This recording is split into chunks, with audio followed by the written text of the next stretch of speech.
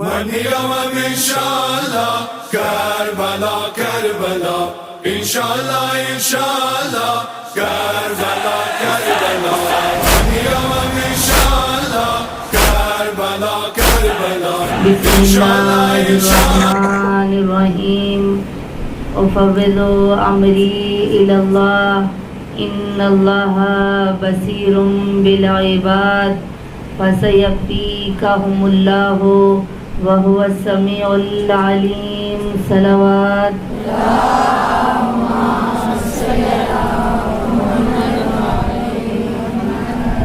یا مقلب القلوب والابصار یا مدبر اللیل والنہار یا محول الحول والاحوال حول حالنا الى احسن الحال صلوات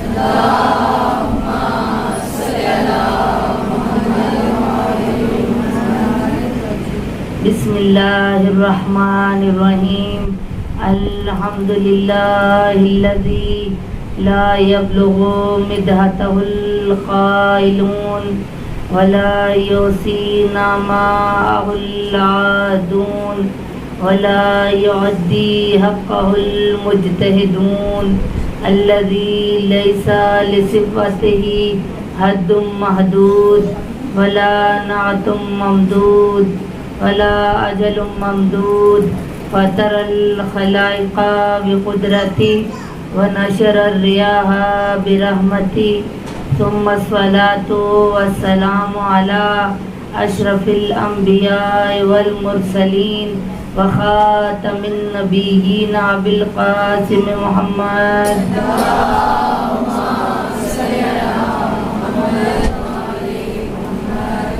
وآله الطيبين الطاهرين المعصومين المظلومين سيما بقية الله في الأرضين صاحب العصر والزمان وخليفة الرحمن امام الانس والجان اللهم عجل لوليك الفرج صلوات اللهم صل على محمد اما بعد فقد قال تبارك وتعالى في كتابه المجيد والفرقانه الحميد وقوله الحق وهو أصدق الصادقين بسم الله الرحمن الرحيم سنة الله التي قد خلت من قبل ولن تجد لسنة الله تبديلا صلوات اللهم صل على محمد نعرہ تکبیر نعرہ رسالت نعرہ رسالت نعرہ حیدری حیدری جن کی جان علی ہے نعرہ حیدری جن کی پہچان علی ہے نعرہ حیدری جن کا ایمان علی ہے نعرہ حیدری جن کا یہ عقیدہ ہے کہ علی کا نام لینے سے ختم قرآن کا ثواب ملتا ہے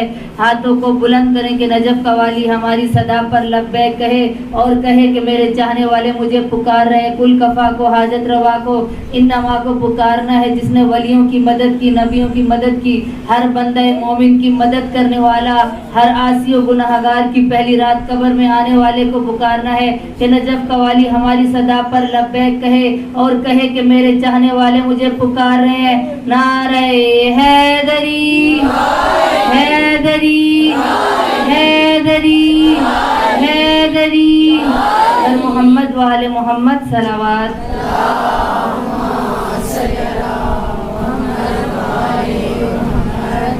کہا مجھے مشکل سے کیا خطرہ علی کا نام کافی ہے مجھے مشکل سے کیا خطرہ علی کا نام کافی ہے اجل کا روک دوں رستہ علی کا نام کافی ہے علی کا نام لے کر جو اچانک سے میں اٹھ بیٹھی علی کا نام لے کر جو اچانک سے میں اٹھ بیٹھی فرشتوں نے کہا سو جا علی کا نام کافی ہے صلوات پڑھیں بر محمد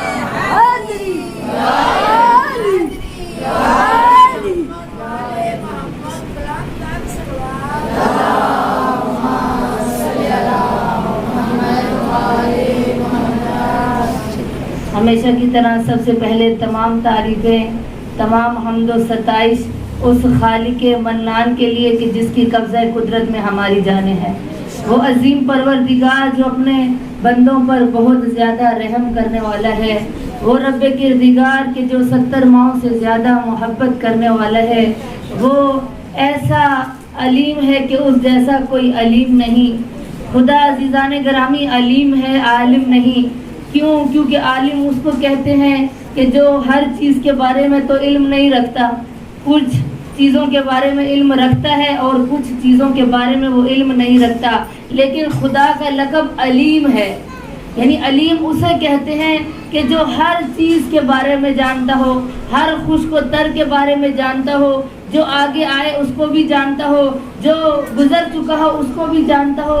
عزیزان گرامی، وہ ایسا علیم ہے کہ انسان کے دلوں میں چھپے ہوئے رازوں سے واقف ہے، کہ انسان دل میں جو بھی بات رکھے شاید سامنے والا نہ سمجھ سکے، لیکن خدا فرماتا ہے کہ میں علی کل شیء قدیر ہوں، میں ہر چیز پر قادر ہوں، اور جب کسی کے دل میں کوئی بات ہوتی ہے میں اس کی بات سے واقف ہوتا ہوں۔ وہ عظیم پروردگار کہ جس نے ہماری ہدایت کے لیے تمام انبیاءوں کو خلق کیا اور ان کو خلق کرنے کے بعد یہ سلسلہ ہدایت چھوڑا نہیں بلکہ امامت کا سلسلہ جاری کر دیا، اس لیے کہ کوئی بھی بستی، کوئی بھی قریہ، کوئی بھی شہر ایسا نہیں کہ جہاں پر خدا نے اپنا کوئی ہادی نہ بھیجا ہو، خدا نے اپنا کوئی لیڈر نہ بھیجا ہو، کوئی رہبر نہ بھیجا ہو، ایسی جگہ ہے ہی نہیں۔ اللہ نے ہر دور میں ایک ہادی بھیجا، اپنا رہبر بھیجا، اپنا لیڈر بھیجا۔ کیوں؟ کہ بروز محشر یہ بندہ شکایت نہ کرے، کیونکہ انسان عزیزان گرامی عجول ہے، اور قرآن نے یہ لفظ کہا کہ انسان کیا ہے؟ عجلت پسند ہے، ہر کام چاہتا ہے منٹوں میں ہو جائے، ہر کام چاہتا ہے کہ جلدی ہو جائے، تو انسان عجول ہے۔ بروز محشر یہ خدا کی بارگاہ میں شکایت نہ کرے۔ اللہ نے اس شکایت کو ختم کرنے کے لیے اس دنیا میں ہادی بھیجے، اور ہادیوں کا سلسلہ جہاں اللہ نے حضرت آدم سے شروع کیا اور ابھی تک سلسلہ امامت جاری، اور کب تک جاری رہے گا؟ جب تک صبح قیامت نہیں ہو جائے گی امامت کا سلسلہ جاری رہے گا، اور یہ زمین اناج اگلتی رہے گی، یہ غلہ اگلتا رہے گی زمین، اور آسمان سے خدا کی رحمت برستی رہے گی۔ عزیزان گرامی، اور دیکھیے کہ اللہ نے ہر ہادی کے ساتھ یا کسی صحیفے کو نازل کیا یا اس کو کتاب دے کر بھیجا۔ کچھ نبی ایسے آئے جو 5 بڑے نبی تھے، اللہ نے ان کے ساتھ کتابیں بھی بھیجی۔ حضرت موسیٰ کو کتاب دے کر بھیجا، حضرت عیسیٰ کو کتاب دے کر بھیجا، حضرت داؤد کو کتاب دے کر بھیجا، اور جو آخری نبی تھے، جو تمام نبیوں کے سردار تھے، جس کے لیے اللہ قرآن میں کہہ رہا ہے وَمَا أَرْسَلْنَاكَ إِلَّا رَحْمَةً لِّلْعَالَمِينَ، کہ میرا یہ نبی رحمت ہے تمام عالمین کے لیے۔ عزیزان گرامی، رحمت کے لیے کہا، نہ کسی نبی اور کے لیے فرمایا کہ یہ تمام عالمین کے لیے رحمت بن کر آیا ہے، سوائے خاتمی مرتبت کے لیے کہا کہ صرف میں اس کو رحمت للعالمین بنا کر بھیج رہا ہوں۔ یعنی اتنا رحیم ہوگا یہ نبی، اتنا کریم ہوگا یہ نبی، اتنا سخی ہوگا یہ، اتنا صبور ہوگا کہ اس کا صبر دیکھ کر لوگ حیران ہو جائیں گے، اس کو لوگ مشکلات میں ڈالیں گے، اس پہ صعوبتیں ڈالیں گے، اس کو اذیتیں دیں گے، لیکن یہ خدا کے دین سے اتنی محبت کرنے والا ہوگا، ہر مشکل کو برداشت کرے گا اور صبر کرتا چلا جائے گا۔ عزیزان گرامی، اور اب دیکھیے اللہ نے جب اس نبی کو بھیجا تو اس کے ساتھ کتاب بھیجی، اور جو نبی آئے ان کے ساتھ بھی کتابیں تھیں، ہر نبی کو صحیفہ بھی دے کر بھیجا، لیکن اللہ نے کسی کتاب کے لیے نہیں کہا وَلَا رَطْبٍ وَلَا يَابِسٍ إِلَّا فِي كِتَابٍ مُبِينٍ۔ اللہ نے صرف قرآن پاک کے لیے کہا کہ اس کتاب میں ہر خشک و تر کا ذکر موجود ہے، اور پھر خدا نے اس کتاب کی گارنٹی بھی لی اور کہا کہ وَإِنَّا نَحْنُ نَزَّلْنَا الذِّكْرَ وَإِنَّا لَنَا لَهُ لَحَافِظُونَ۔ خدا کہہ رہے ہم نے ہی اس کتاب کو نازل کیا ہے اور ہم ہی اس کی حفاظت کرنے والے ہیں۔ عزیزان گرامی، ایک چھوٹا سا لمحہ فکریہ دوں گی آپ کو کہ خدا نے جو پہلی کتابیں بھیجی تھی کیا وہ خدا کی طرف سے نہیں تھی؟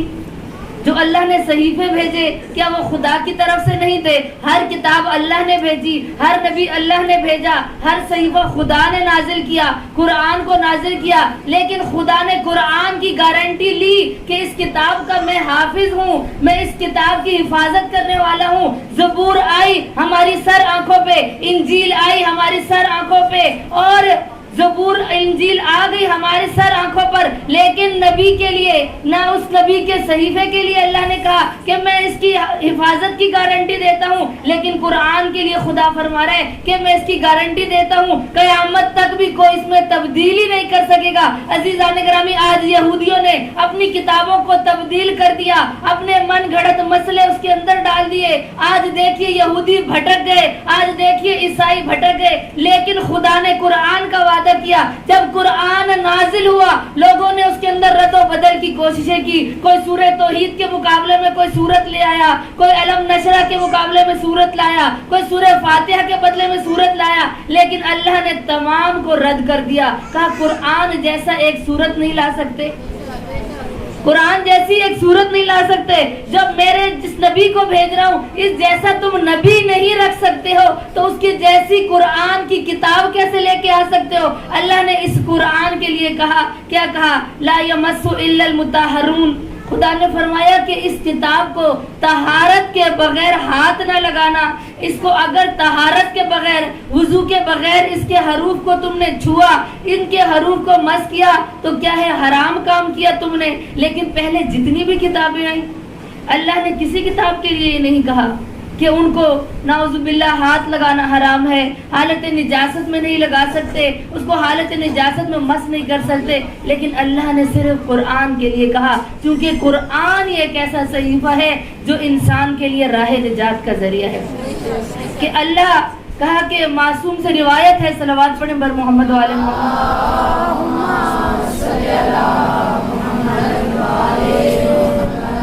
کہا اللہ کا نور دو چیزوں پر برسا۔ کون کون سی دو چیزیں؟ کہا ایک خدا کا نور قرآن پر برسا کہ قرآن ایک ایسی کتاب ہے کہ آپ اس کو نہیں پڑھیں گے، صرف دیکھیں گے تب بھی عبادت ہے، آپ نے اس کو کھول کے صرف نظر دوڑائی تب بھی عبادت ہے، آپ پڑھیں گے تو نور علی نور ہو جائے گا، صرف دیکھنا بھی عبادت ہے۔ اور دوسری چیز جس پر اللہ کا نور برسا تو کہا کس کے لیے؟ جس کے لیے رسالت معاب نے فرمایا علی وجہ عبادہ، علی کے چہرے کی طرف دیکھنا عبادت ہے۔ اور ایک قرآن کے لیے اللہ کہہ رہا ہے کہ اگر اس کو تم دیکھو گے تو عبادت ہے، اور ادھر اللہ کا نبی علی ابن ابی طالب کے لیے فرما رہا ہے کہ علی کے چہرے کی طرف دیکھنا عبادت ہے۔ جب کسی نے کہا کہ یا رسول اللہ یہ کیسا ہو سکتا ہے، آپ کے اتنے صحابی ہیں، پوری مسجد نبی صحابیوں سے بھری ہوئی ہے، پورا یثرب کا شہر جو ہے وہ تمام صحابیوں کا مجمع ہوتا ہے، تمام آپ کے چاہنے والے ہیں، آپ نے صرف علی کے لیے کیوں کہا؟ کیا تو کہا رسالت معاب مسکرائے اور مسکرا کر کہا کیا تم نے سورہ میں نہیں پڑھا؟ کیا تم نے قرآن میں نہیں پڑھا میں کون سا نبی ہوں؟ وما ينطق عن الهوى الا وحی یوحی کا مصداق نبی ہوں کہ جب تک اللہ کی طرف سے حکم نہیں آتا، اللہ کی طرف سے آرڈر نہیں آتا ہے، میں اپنی زبان کو جنبش نہیں دیتا، میں اپنی زبان کو حرکت نہیں دیتا، میں خود نہیں کہہ رہا بلکہ اللہ نے علی کے لیے یہ حکم نازل کیا ہے کہ اے رسول کہہ دو دنیا والوں سے کہ علی کے چہرے کی طرف دیکھنا عبادت ہے۔ کہ ایک دن مسجد نبی میں تمام صحابی بیٹھے ہوئے تھے اور پہلے خلیفہ جیسے ہی علی ابن ابی طالب آئے، پہلے خلیفہ نے علی ابن ابی طالب کو گھورنا شروع کیا۔ لوگ حیران ہو گئے کہ آج اس خلیفہ کو کیا ہوا کہ یہ تو جہاں بیٹھتا ہے علی کی مخالفت کرتا ہے، یہ تو جہاں بیٹھتا ہے علی سے بغض رکھتا ہے، علی سے عداوت رکھتا ہے، آج اس کو کیا ہو گیا ہے؟ لوگوں نے شانہ ہلایا خلیفہ کا، کہا کہ آج آپ کو کیا ہو گیا ہے؟ علی کی طرف کیوں گھور رہے ہو؟ کہا کل مسجد نبوی میں موجود نہیں تھے، کہا کل مسجد نبوی میں موجود نہیں تھے کہ کل رسالت معاب نے اپنے خطبے میں فرمایا ہے کہ وجہ علی عبادہ، علی کے چہرے کو دیکھنا عبادت ہے، میں علی کے چہرے کی طرف دیکھ کر عبادت کر رہا ہوں۔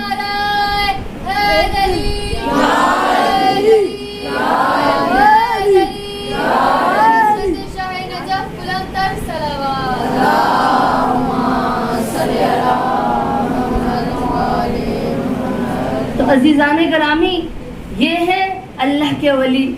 اور کچھ لوگ کہتے ہیں کہ اللہ نے معصومین کو اختیارات نہیں دیے، مگر ہم شیعوں کا عقیدہ ہے، تفویض کا عقیدہ ہے کیا کہ اللہ نے اختیار معصوم رکھا ہے. جہاں اللہ کے پاس اختیار ہے تو اللہ نے ہی ولایت کے اختیار اہل بیت کو عطا کیا ہے، چہاردہ معصوم کو عطا کیا ہے کہ ہنالک ولایت علی ابن ابی طالب، کہ اللہ فرما رہا ہے کہ میں نے تمام معصومین کے لیے ولایت رکھی ہے. ولایت کا مطلب کیا ہے؟ کسی نے ولایت کا مطلب دوستی لیا، کسی نے ولایت کا مطلب محبت لے لیا، کسی نے ولایت کا مطلب صرف اقرار کرنا لے لیا. لیکن اللہ کیا فرما رہا ہے کہ کچھ اختیارات میں نے اپنے پاس رکھے ہیں اور کچھ اختیارات میں نے معصومین کو عطا کیے ہیں. اور کون سے اختیارات؟ کہ آئیے کہا کہ فاتح خیبر، کہ جب خیبر کو فتح کر کے علی ابن ابی طالب آئے، کہ کہا ایک یہودی مدینہ میں آیا، سنا کہ یہاں کوئی حیدر کرار رہتا ہے اور اس نے خیبر کو فتح کر لیا ہے. کہا پوچھتا پوچھاتا ہوا یہ علی ابن ابی طالب کے لیے، کہا میں حیدر کرار سے ملنا چاہتا ہوں. کہا کون سا حیدر کرار؟ کہا جو فاتح خیبر بن کر آیا ہے، کیونکہ چند دن ہی گزرے تھے فتح خیبر کو. کہا میں حیدر کرار سے ملنے آیا ہوں. لوگوں نے کہا حیدر کرار تو اس کا لقب ہے، اس کا اصل نام تو علی ہے. کہا میں اسی علی سے ملنے کے لیے آیا ہوں. اب وہ یہودی علی سے ملنے کے لیے آیا تو دیکھا کہ علی ابن ابی طالب ایک باغ میں مزدوری کر رہے ہیں.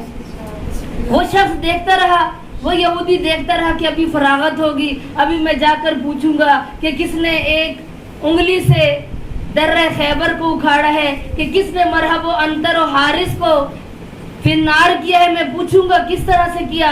کہا ابھی مزدوری، یہودی نے یہ بیان لکھا، کہا کہ ابھی مزدوری ختم ہوئی، میں دیکھتا رہا کہ کوئی وقفہ ملے تو میں علی سے ملاقات کروں، میں حیدر کرار سے ملاقات کروں. چونکہ جنگ جب خیبر ہوئی تو وہ شخص کہتے ہیں میں مدینہ میں نہیں تھا، اور آپ سب جانتی ہیں تاریخ کا واقعہ ہے کہ مدینہ میں تمام یہودی رہتے تھے اور انہوں نے رسول اکرم کو مکہ سے مدینہ کی دعوت دی تھی. اصل تو رسول کا شہر مکہ تھا. اب جب یہاں پر آئے اور اب وہ کہتا ہے میں دیکھتا رہا مزدوری کر کے رسول کا یہ جانشین مجھے بلائے گا.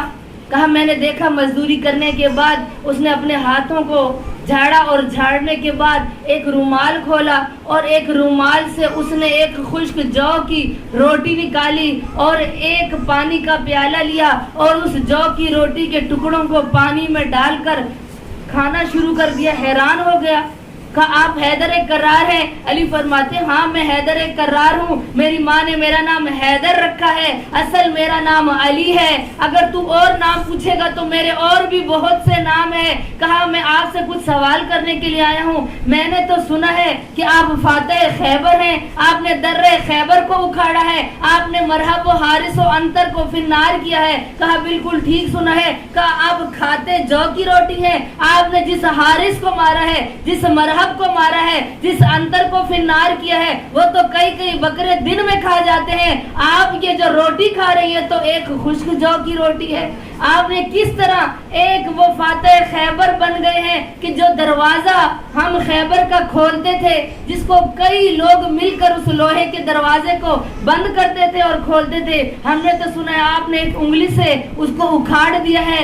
آپ نے کس طرح سے اکھاڑا؟ تو اس وقت فاتح خیبر یعنی حیدر کرار فرماتے ہیں کہ میں نے نہیں کہا، میں نے اس در کو نہیں اکھاڑا ہے، بلکہ اللہ کی طرف سے مدد تھی، اللہ کی طرف سے ہاتھ عطا کیے گئے تھے، اللہ کی طرف سے مجھے ذوالفقار عطا کی گئی تھی. کہا میں نے یہ بھی سنا ہے کہ آپ نے حارث کو 2 دفعہ موقع بھی دیا، مرحب کو 2 دفعہ موقع بھی دیا. کہا بالکل ٹھیک سنا ہے کہ ہم اہل بیت کبھی بھی جنگ کی ابتدا نہیں کرتے ہیں. ایک دفعہ جب مرحب آیا میں نے اسے کہا چلا جا، پھر وہ دوبارہ آیا تو میں نے کہا کلمہ پڑھ لے مسلمان ہو جا ورنہ تو مارا جائے گا. کہا اگر واپس چلا جاؤں گا خیبر کی عورتیں مجھے تانا دیں گی. اب غیرت مند تو تھا چاہے مسلمان نہیں تھا. کہ خیبر کی عورتیں تانا دیں گی کہ علی کے مقابلے میں گیا تھا اور خالی واپس آ گیا. علی کو کچھ کہا بھی نہیں اور واپس آ گیا. میں تو آج فاتح خیبر بن کے جاؤں گا. علی نے فرمایا کیا تو نے سنا نہیں کہ تیری ماں نے بچپن میں شاید کوئی تجھے بات کہی ہو؟ کہا میں نے مجھے کوئی بات یاد نہیں. لیکن جب علی سے پوچھا آپ کا نام کیا ہے، علی نے نہیں کہا کہ میرا نام علی ہے، بلکہ علی نے مرحب و حارث کو کہا کہ میری ماں نے میرا نام حیدر کرار رکھا ہے. ادھر حیدر کا نام آنا تھا. کہا حارث نے اٹھا کر دیکھا، اشارہ کیا علی کی طرف اور پریشان ہو گیا. بچپن میں ماں کی کہی ہوئی بات یاد آ گئی کہ میری ماں نے تو کہا تھا کہ ہر ایک سے جنگ کرنا تجھے کامیابی ہوگی، ماں کی دعا تیرے ساتھ ہے، لیکن حیدر کرار سے نہ لڑنا. میں اس حیدر کے مقابلے میں نہیں جا سکتا، لیکن اگر اب واپس چلا جاؤں گا، سوچا اگر واپس چلا جاؤں گا پھر خیبر کی عورتیں تانا دیں گی، ساری زندگی تاریخ میں یہ بات لکھی جائے گی. کہا آپ اس نے کہا اے حیدر کرار میں اب تیرے مقابلے میں آیا ہوں، میں واپس نہیں جاؤں گا. علی نے فرمایا ٹھیک ہے پھر تیار ہو جا مقابلے کے لیے. اب فوراً حملہ کیا. علی ابن ابی طالب نے ذوالفقار سے اس حملے کو روکا اور روکنے کے بعد ایک ہی ذوالفقار سے وار کیا. کہا مرحب و حارث و انتر کے دو دو ٹکڑے ہوتے گئے اور ایک طرف چلے گئے. اب وہ یہودی یہ سوال کر رہا ہے. کہا علی آپ نے کس طرح سے کیا؟ پھر آپ نے اس دروازے کو ایک انگلی سے کیسے اکھاڑا؟ تو علی ابن ابی طالب فرماتے ہیں ہمارے اختیارات اللہ کے اختیارات میں ہے، جو اللہ چاہتا ہے ہم وہ کرتے ہیں. ہم ایسا نہیں کرتے کہ خدا نہ چاہے تو ہم وہ کام کریں. اللہ کی طرف سے اختیارات ہمیں دیے گئے تھے. وہ دروازہ میں نے اپنی قوت سے نہیں بلکہ اللہ کی غیبی مدد کے ذریعے سے اس دروازے کو اکھاڑا تھا. تو عزیزان گرامی اصل بات جو بتانا چاہتی ہوں، علی نے ادھر اشارہ کیا تھا کس چیز کا؟ اختیارات کا. وہ اختیارات کا جو اشارہ کیا وہ اشارہ یہ تھا کہ میں خود اپنی مرضی سے کچھ نہیں کر رہا بلکہ اختیار اللہ ہے، اور اللہ نے ہمیں اختیار دیا ہے کہ ہم وہی کام کرتے ہیں جو اللہ چاہتا ہے. عزیزان گرامی اور پھر جب اہل بیت وہ کام کریں کہ جو اللہ چاہے تو پھر اللہ قرآن میں کہہ رہا ہے، جس آیت کو میں نے سرنامہ کلام بنایا ہے اور جس نقطے کی طرف آپ کو لانا چاہتی ہوں کہ خدا نے سورہ فتح میں کیا فرمایا؟ سنت اللہ التی قد خلت من قبل ولن تجد لسنت اللہ تبدیلا. اللہ قرآن میں کہہ رہا ہے کہ میں اپنی سنت کو تبدیل نہیں کرتا. میری سنت میں کبھی تم تبدیلی نہیں دیکھو گے. جو اللہ کا قانون ہے اس میں کبھی تبدیلی نہیں دیکھو گے. عزیزان گرامی مثال دوں گی تب آپ کے لیے واضح ہوگا بیان. کہا اللہ نے ایک قانون بنایا ہے کہ سورج اپنے ٹائم پر نکلتا ہے، رات اپنے ٹائم پہ ہو جاتی ہے، چاند اپنے ٹائم پہ نکلتا ہے، ستارے مقررہ وقت پر نکلتے ہیں. دن اور رات اللہ نے بنائے. کبھی ہوا نہیں کہ رات کے وقت دن ہو جائے. جو اللہ نے ٹائم مقرر کیا ہے سورج نکلنے کا وہ ایک ہے. وہ الگ بات ہے کہ ہر ملک کا ٹائم الگ ہے، دن رات ہر جگہ پہ کہیں نہ کہیں فرق ہے ٹائم کا. لیکن اللہ کا قانون ہے کہ اس ٹائم سورج نکلے گا تو دن ہوگا، اور اگر سورج ڈوب جائے گا تو رات کی تاریکی چھا جائے گی. اللہ کا یہ قانون ہے.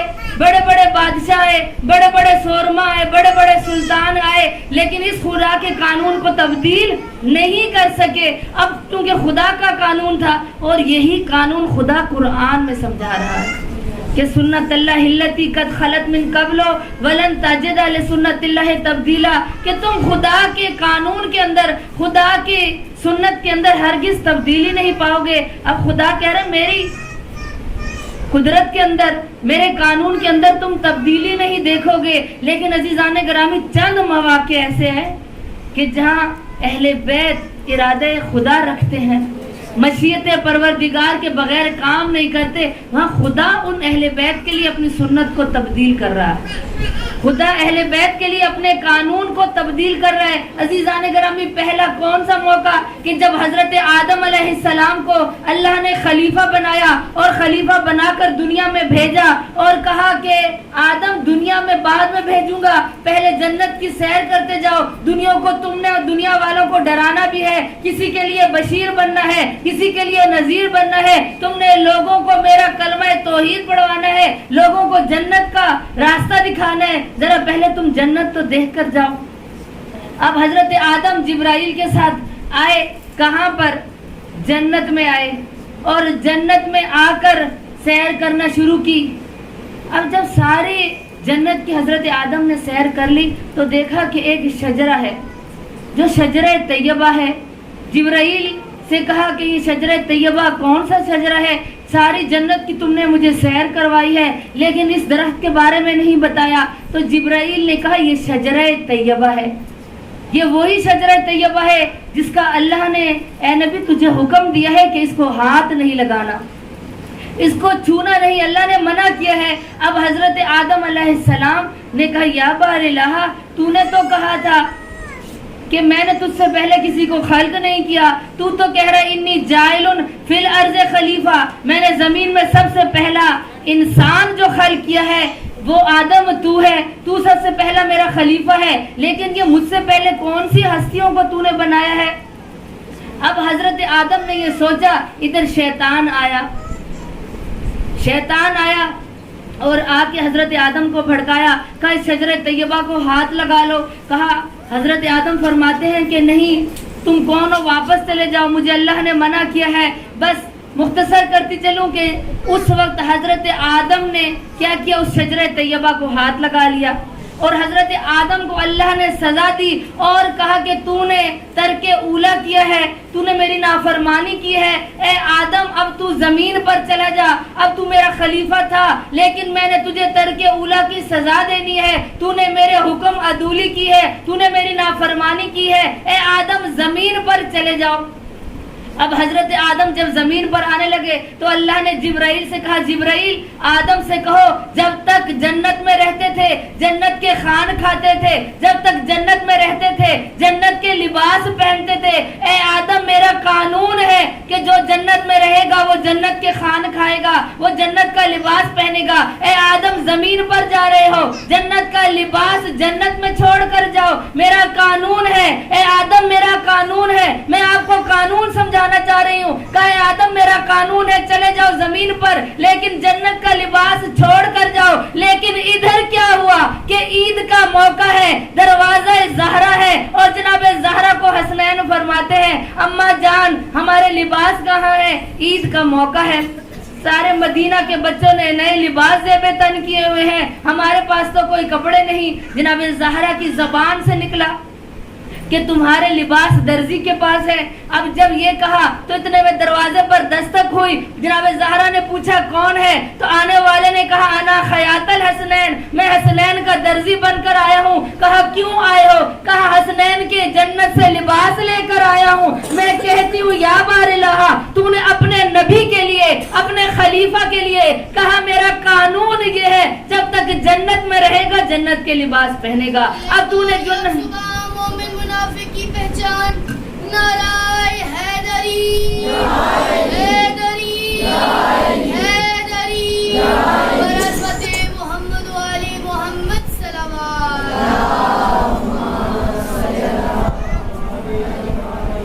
اب ادھر در زہرا پر جب جبرائیل نے کہا کہ یہ حسنین کے لباس میں آسمان سے لایا ہوں، یہ اللہ کے حکم کے مطابق میں جنت سے لے کر آیا ہوں، میں کہوں گی یا بار الہ تو نے اپنے قانون میں تبدیلی کر دی تو یقیناً پروردگار کی طرف سے آواز آئے گی کہ جو میرے ارادے کے اوپر اپنے ارادے کو رکھ دے، جو مشیت پروردگار کے لیے فاتح خیبر بن جائے، اس کی اولاد کے لیے میں اپنے قانون کو تبدیل کر دیتا ہوں۔ ادھر آدم کو نکالا تو لباس لے لیا اور ادھر حسنین کے لیے اللہ نے جنت سے لباس بھیج دیے۔ صلوات پڑھیں بر محمد والے۔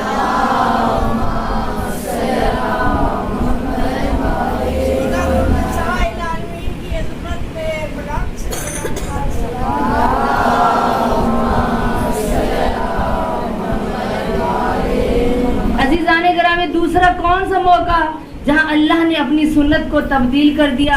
کہا دوسرا موقع تھا کہ جب جناب مریم بیت المقدس میں رہتی تھی اور ایک دن جناب زکریا کہتے ہیں کہ میں مریم کے پاس گیا تو میں نے دیکھا کہ کچھ بغیر موسمی پھل پڑے ہیں۔ میں نے سوال کیا اے مریم، اے میری بیٹی بتاؤ یہ میوے کہاں سے آئے؟ میں تو باہر سے تالا لگا کے گیا تھا بیت المقدس کو، تمہارے پاس یہ बगैर मौसम के फल कहाँ से आए? तो जनाब मरियम ने कहा, चचा जान, ये बगैर मौसम के फल अल्लाह ने मुझे जन्नत से भेजे हैं। अब जनाब मरियम, चूंकि उनके बाबा ने नजर की थी कि मेरी बेटी होगी या बेटा होगा, मैं इसको खुदा के घर में रखूंगा, और बेटा ना हुआ बेटी हुई, लेकिन मन्नत तो पूरी करना वाजिब था, मन्नत को पूरा किया। अब कहा जनाब मरियम अल्लाह के घर में रहती थी, अल्लाह की इबादत किया करती थी, किसी मर्द ने उनको हाथ नहीं लगाया, जनाब मरियम ने शादी नहीं की। अब जनाब मरियम को एक वक्त आया कि जिब्राइल पास आए और कहा जनाब जिब्राइल ने कि अल्लाह की तरफ से हुक्म हुआ है कि तुम माँ बनने वाली हो। जनाब मरियम परेशान हुई, कहा आज तक मुझे किसी मर्द ने हाथ नहीं लगाया, मैं कैसे हामिला हो सकती हूँ, मेरे पास औलाद कैसे आ सकती है? कहा अल्लाह का हुक्म है। कहा अगर मैं हामिला हो गई, अगर मैं माँ बन गई तो ऐसा ना हो, मुझे तो मेरे कबीले की औरतें जिंदा नहीं रहने देंगी, वो कहेंगी अल्लाह के घर में रहती है, काम गलत करती है, तो मेरे साथ क्या होगा? तो अल्लाह ने कहा जिब्राइल जाके मेरी कनीज से कह दे कि जब मैं तुझे हामिला कर रहा हूँ, तेरी गोद में नबी अता कर रहा हूँ, तो मैं जानूं और ये कबीला जाने, मेरा नबी जाने और ये कबीला जाने। अब जनाब मरियम अजीजान ग्रामी कितने दिन हामिला रही? सिर्फ 9 दिन, 9 महीने नहीं, सिर्फ 9 दिन जनाब मरियम तारीख कहती है कि हामिला रही। और 9 दिन के बाद कहा जब वो निकली और चाहा क्या कि मैं बैतुल मुकद्दस में खाने खुदा में ही अपने बेटे को जन्म दूं, और अब ये चाह रही थी कि मेरा बेटा खुदा के घर में पैदा हो, लेकिन अल्लाह ने कहा ए मरियम तू बेशक मेरे घर में रहती है, तू मेरे घर में इबादत करती है, लेकिन ये इबादत खाना है, ये जचा खाना नहीं, यहाँ बच्चे की विलादत नहीं हो सकती। ए मरियम मेरे घर से निकल जा। और जनाब मरियम ने ईसा को कहाँ पर जन्म दिया? कहा एक खजूरों के साए में जनाब मरियम ने ईसा को जन्म दिया। लेकिन अल्लाह ने क्या किया कि इधर कानून को तब्दील कर दिया। किसके लिए? जो मशीयत परवरदिगार के लिए, जो इरादा मासूम के लिए अल्लाह ने अपने इख्तियार में रखा हो, वो इख्तियार खुदा ने मासूम को अता किया कि मासूम जो अल्लाह के लिए वो ही करता है जो अल्लाह चाहता है। तो अल्लाह ने मासूमीन के लिए अपने कवानीन को तब्दील किया। वो कौन सा मौका था दूसरा जब खुदा ने अपना कानून तब्दील कर दिया? वो 13 रजब की सुबह सादिक थी कि इधर जनाब फातिमा बिनते असद और अपने घर में काम कर रही थी कि कहीं से गैबी आवाज सुनी। जनाब फातिमा बिनते असद कहती है मैंने कान लगाया तो गोया मुझे कोई कह रहा था कि ए फातिमा घर से निकल जाओ। मैं कहती हूँ ए फातिमा बिनते असद, क्या उस वक्त तो खवातीन अपने घरों में रहती है, बच्चे की विलादत के वक्त खातून की कोशिश होती है कि वो महफूज मकाम पर हो, वो घर से बाहर ना जाए, आप क्यों बाहर चली गई? तो फातिमा बिनते असद के लिए तारीख के जुमले हैं। फातिमा बिनते असद कहती हैं कि मैंने कोई गैबी आवाज सुनी, उसके ताक़ुब में चलती गई, मुझे किसी ने कहा कि घर से निकल जाओ। कहा जब मुझे तकलीफ का एहसास हुआ मैं आई खुदा के घर के करीब, मैं खाने खुदा के करीब आई, मैंने अपने शिरकब मुबारक को खाने खुदा से मस किया और मैंने हाथ बुलंद किए और मैंने दुआ की अल्लाहुम्मा इन्नी बेहक के हाजल मौलूद,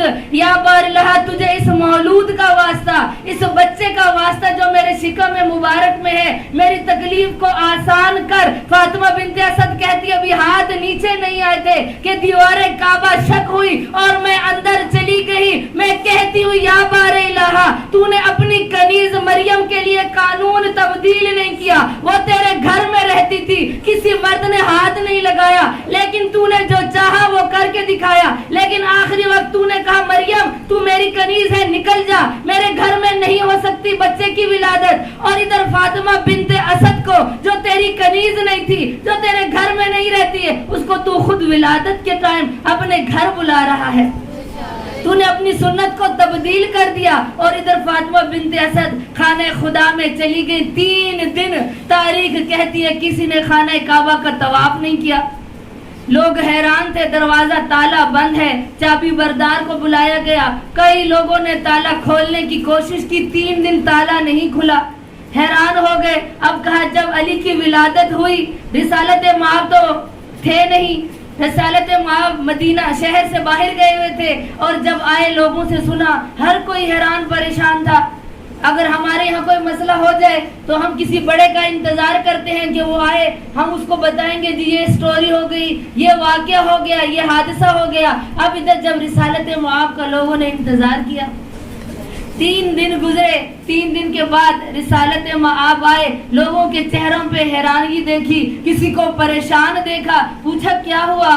جانتے تو تھے چونکہ رسول تھے, جانتے تھے, پوچھا کیا ہوا؟ لوگوں نے کہا یا رسول اللہ آج 3 دن ہو گئے کسی نے خانہ کعبہ کا طواف نہیں کیا, آج 3 دن ہو گئے چابی تالے کو لگاتے ہیں تالا کھلتا نہیں ہے. کہا ہوا کیا؟ سارا واقعہ سنایا. فاطمہ بنت اسد اس طرح سے اندر چلی گئی. اب رسالت معاب آئے, اب چابی ہاتھوں میں لی, دروازہ کھولا, اندر گئے, دیکھا فاطمہ بنت اسد پریشان بیٹھی ہے. پوچھا چچی جان کیا ہوا؟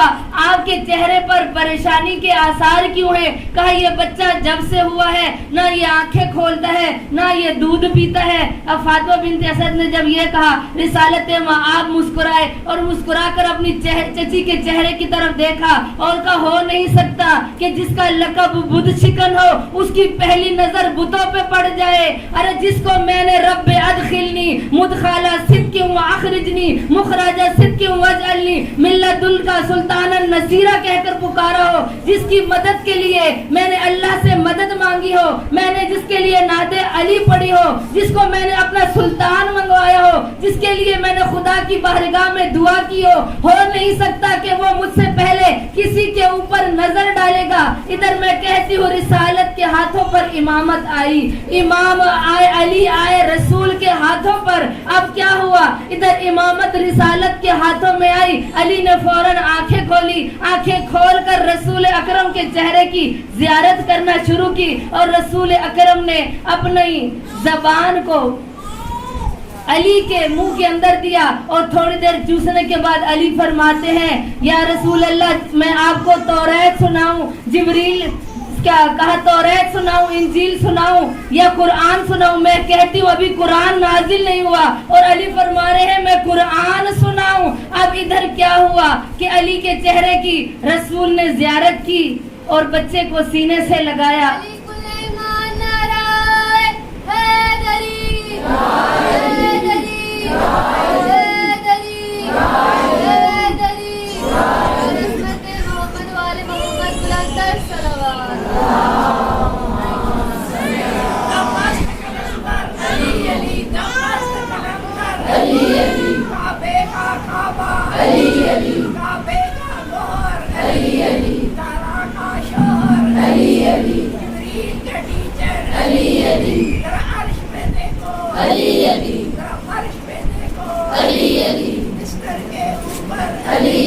چادر کے نیچے علی علی, پردے کے پیچھے علی علی, منظور مولا علی علی, بادل کی گرج میں علی علی, پھولوں کی مہک میں علی علی, کھڑکیوں کی چہک میں علی علی, یا بھی بولے علی علی, ادریس پکارے علی علی, تو نے پکارا علی علی, تو کی کشتی کا سہارا علی علی, محشر میں ملیں گے علی علی, واجہ میں چلیں گے علی علی, بھر بھر کے پیئیں گے علی علی, وہ ہم سے کہیں گے علی علی, تھوڑی سی دے دو علی علی, ہم ان سے کہیں گے علی علی, یہ خشک ملے گی علی علی, جو دل سے کہے گا علی علی, جو دل سے کہے گا علی علی, تو دنیا میں رہ کے جو بھی کرے تیری قبر کے اندر علی علی.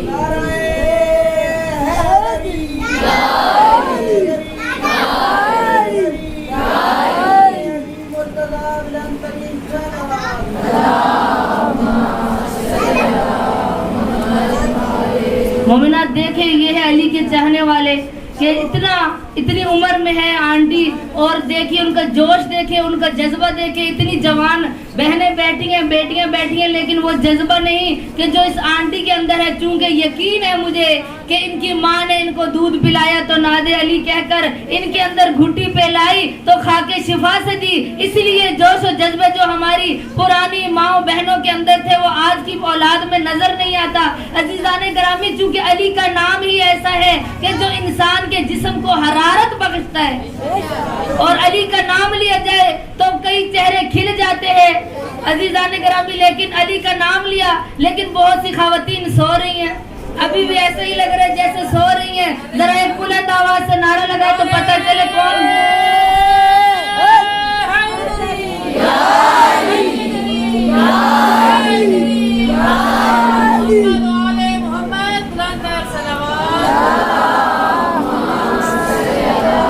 इस बार का किसान में ईमान बंद है, इस बार का किसान में ईमान बंद है, और बख्शिश मलंग का सामान बंद है, और बख्शिश मलंग का सामान बंद है।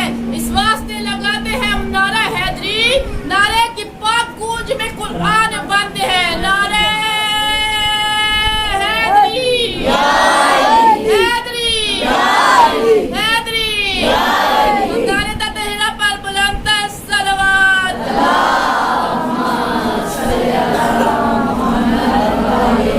तो अजीज़ान गिरामी, इस्लाम है जिसमें अली पैदा हुआ, इस्लाम है जिसमें अली पैदा हुआ, अज़हब से आई सदा मेरा वली पैदा हुआ। अब्दुल्लाह की तस्वीर है, कुल मोमिनों का मीर है, जियो तुम्हारा पीर है, हो नारायणी, हो नारायणी। ऐसे मुसलमान थे जो कुफर से घबरा गए, खबर पता करने चले, छोड़ा अलम और आ गए। ये तो बड़ा दिलदार है, इसका अलम तलवार है, अब नबी बिजवार है, हो नारायणी, नारायणी। मोमन मौत की और कब्र की तकलीफ से घबराएगा, पूछेगा मन रब्बो के मोमन यही कुछ बदलाएगा। तो मन करे नकीर है, सराहने मेरा पीर है, ये कुल उसकी जागीर है, हो नारायणी,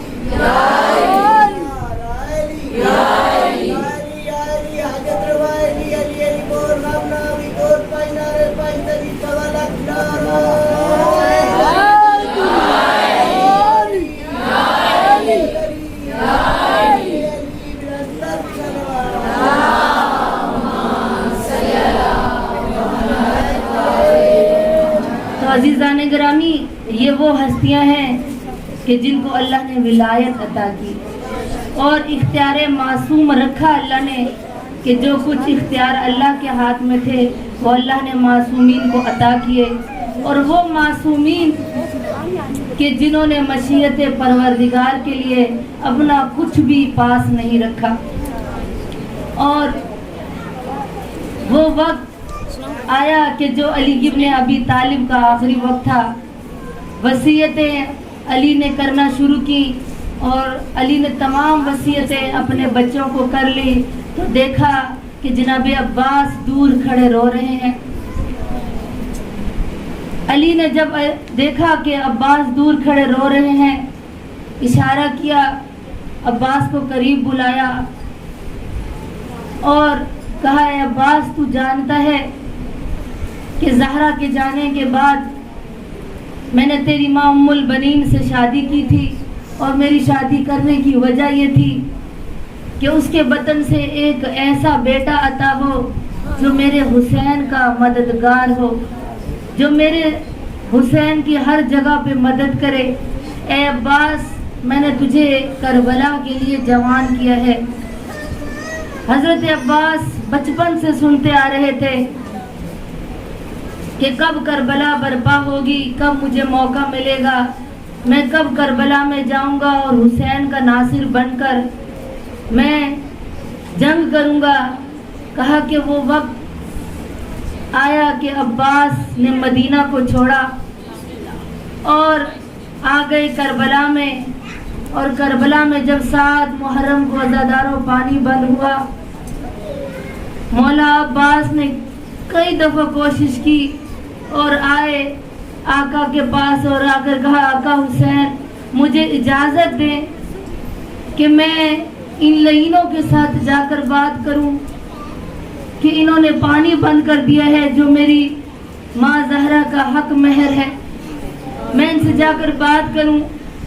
आका हुसैन फरमाते हैं, नहीं अब्बास, अभी वो वक्त दूर है जब तुम जाकर बात करना और जाके जंग करना। अब्बास उस दिन का इंतज़ार कर रहे थे कि वो कौन सा दिन आएगा और मैं जंग करूंगा। अज़ादारों, जब 10 मुहर्रम का दिन तुलू हुआ تاریخ کہتی ہے کہ سب سے پہلے بنی ہاشم میں سے جو سب سے پہلا جوان گیا وہ علی اکبر تھا، اور اس کے بعد آخری جوان جو خود گھوڑے پر بیٹھ کر گیا وہ حضرت عباس تھے، اور حضرت عباس کے بعد علی اصغر کی شہادت ملتی ہے۔ عزاداروں، حضرت عباس روز عاشور کئی دفعہ آئے آقا حسین کے پاس اور کہا مولا مجھے جنگ کی اجازت دے۔ میرے مظلوم مولا فرماتے ہیں اے بھیا عباس، آپ تو فوج کے جرنیل ہیں، اگر آپ چلے گئے تو پوری فوج کی ہمت ٹوٹ جائے گی۔ عباس رو کر کہتے مولا صبح سے دیکھ رہا ہوں کہ میرے گود کے پلے جاتے ہیں واپس نہیں پلٹ کر آتے، اب تو وہ لشکر ہی کہاں کہ جس کا میں علم بردار ہوں۔ اب میرا سینہ زندگی سے تنگ آ چکا ہے، اب مجھ سے برداشت نہیں ہوتا، مولا مجھے جنگ کی اجازت دے۔ آقا حسین خاموش ہوا۔ اسی اسنا میں کا خیام حسینی کی طرف حضرت عباس آئے تو کیا دیکھا کہ بنی ہاشم کے بچے جس خیمے کے اندر مشکیزیں پڑے ہیں ان مشکیزوں کو الٹتے ہیں کہ شاید ایک گھونٹ پانی کا مل جائے، اور کئی بچے اس ٹھنڈی ریت پر لیٹتے تھے کہ شاید ہمارے لیٹنے سے ہمارے جسم کی حرارت ختم ہو جائے۔ کہا کربلا ایک تپتا صحرا تھا، اور سوچئے گا کہ گرمی کا موسم ہو، ذرا تصور کرے اپنے آپ کو کربلا کے تپتے صحرا میں پہنچائے کہ جہاں 3 دن سے پانی نہ ہو، شدت پیاس کی وجہ سے بچے بلک رہے تھے۔ عباس سے رہا نہ گیا، آگے کہتے مولا مجھے جنگ کی اجازت دے۔ کہا عباس جنگ کی اجازت نہیں دیتا، تو میرا زور کمر ہے عباس، میں تجھے کیسے اجازت دوں؟ حضرت عباس کہتے مولا جنگ کی اجازت نہیں دیتے تو اب مجھ سے رہا نہ جاتا۔ ابھی میں خیام میں گیا تھا، تمام بچے مشکیزوں کو الٹا کر دیکھ رہے، مجھے عباس سے برداشت نہیں ہوتا۔ ارے میری بھتیجی کہتی تھی چچا عباس میرا اصغر پیاسا ہے، اگر 2 گھونٹ پانی کے مل جائے تو میرے اصغر کی پیاس بجھ جائے گی۔ جب میرے مولا حسین نے یہ سنا تو کہتے ہیں عباس میں تمہیں جنگ کی تو نہیں لیکن پانی لانے کی اجازت دیتا ہوں۔ عباس نے اجازت کا نام سننا تھا، عباس نے مشک سکینہ اٹھائی اور آ کر گھوڑے کی زین پر بیٹھے اور پورا نہر فرات کا خالی کر دیا کنارہ۔ عباس آگے بڑھتے جاتے، کوئی کہتا ہے علی آ گیا، کوئی کہتا تھا ہمیں جنگ خندق یاد آ گئی، کوئی کہتا تھا لب و لہجہ علی کا تھا، اور کوئی کہتا تھا بیٹھا تھا تو لگتا ہے کہ علی جا رہے۔ ارے کئی لوگوں نے خود ہی نہر فرات کو خالی کر دیا۔ عباس نہر فرات کا کنارہ خالی دیکھ کر آئے اور کہا آئے آج بھی وہ علم و جگہ موجود ہے نہر فرات میں جہاں عباس نے گھوڑے کو اس نہر فرات میں اتارا اور مشک سکینہ کو پر کیا۔ عباس نے پانی چلو میں لیا اور پانی کو دوبارہ پھینک دیا، اور یقیناً حضرت عباس کو اور بھیا حسین کی پیاس یاد آئی ہوگی۔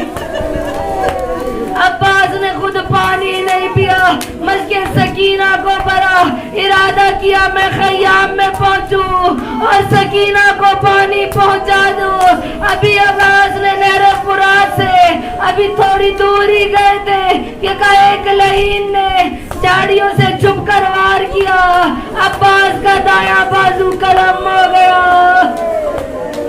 ابھی عباس گھوڑے کی زین پر تھے کہ ایک لعین نے اور وار کیا، عباس نے مشک سکینہ کو دانتوں میں لیا۔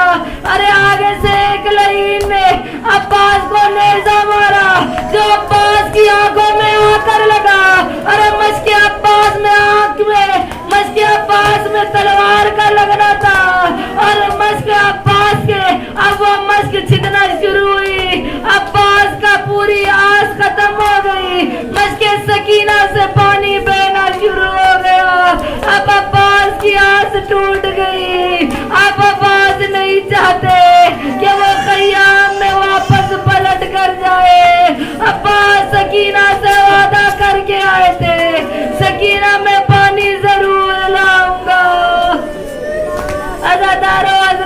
अब्बास ने मस्जिद सकीना को जो दांतों में रखा था, अरे जब मस्जिद सीधी ना तो अब्बास का क्या हुआ? अब्बास घोड़े से जीन से जमीन पर आए और सदा बुलंद की अस्सलाम अलैका या अबा अब्दुल्लाह अल हुसैन।